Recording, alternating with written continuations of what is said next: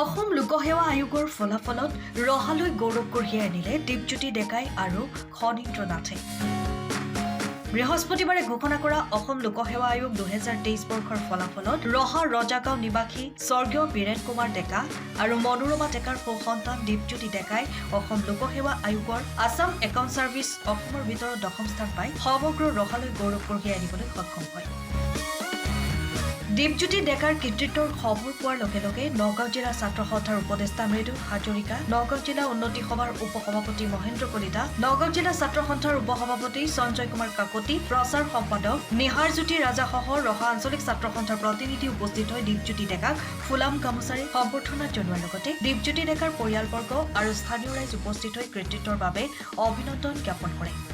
লগতে আন এগৰাকী মেধাৱী ছাত্ৰ তথা ৰহা ৰজাগাঁও নিবাসী বীৰেন চন্দ্ৰ নাথ আৰু সবিতা দেৱীৰ সন্তান খনীন্দ্ৰ নাথেও অসম লোকসেৱা আয়োগ 2023 বৰ্ষৰ ফলাফলত assistant registrar of cooperative society বিভাগত 3য় স্থান পাই গৌৰৱ কঢ়িয়াই আনিবলৈ সক্ষম হয়।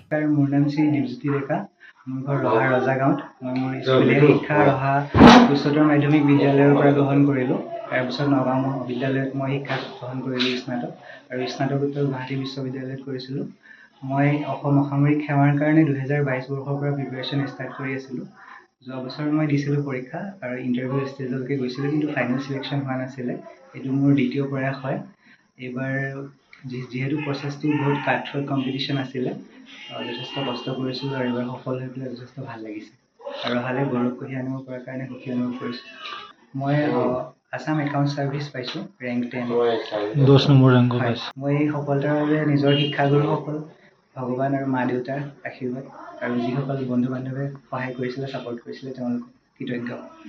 প্ৰথম খবৰটো পাই খুব সুখী আৰু আনন্দিত হৈছোঁ, আৰু সেই আনন্দতে আমি সদৌ অসম ছাত্ৰ সন্থাৰ নগাঁও জিলাৰ উপদেষ্টা মৃদু হাজৰিকা ডাঙৰীয়া, নগাঁও জিলাৰ প্ৰচাৰ সম্পাদক নিহাৰজ্যোতি ৰজা, সদৌ অসম উন্নতি সভাৰ নগাঁও জিলাৰ উপসভাপতি মহেন্দ্ৰ কলিতা ডাঙৰীয়া প্ৰমুখ্যে আমি ৰহাৰ গোটেই বাসিন্দাসকল আহিছোঁ। আহি তেওঁক আমি ৰহাৰ হৈ নগাঁও জিলাৰ হৈ তেখেতক শুভেচ্ছা জ্ঞাপন কৰিছোঁ। খুব সুখৰ মুহূৰ্ত, গৌৰৱৰ ক্ষণ।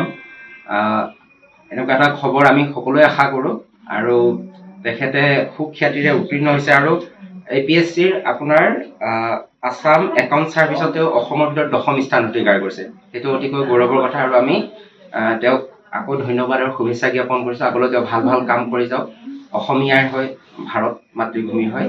আৰু তাৰ লগতে আৰু এটা খবৰ এইখিনিতে দিব বিচাৰোঁ, ৰহাৰ আমি গম পোৱাত আৰু এজন খনীন্দ্ৰ নাথ, তেখেতক ক্লিয়াৰ কৰিছে, সুখ্যাতিৰে উত্তীৰ্ণ হৈছে। তেখেতকো আমি সদৌ নগাঁও জিলা ছাত্ৰ সন্থাৰ তৰফৰ পৰা ধন্যবাদ জ্ঞাপন কৰিছোঁ। Bureau report, time of Assam.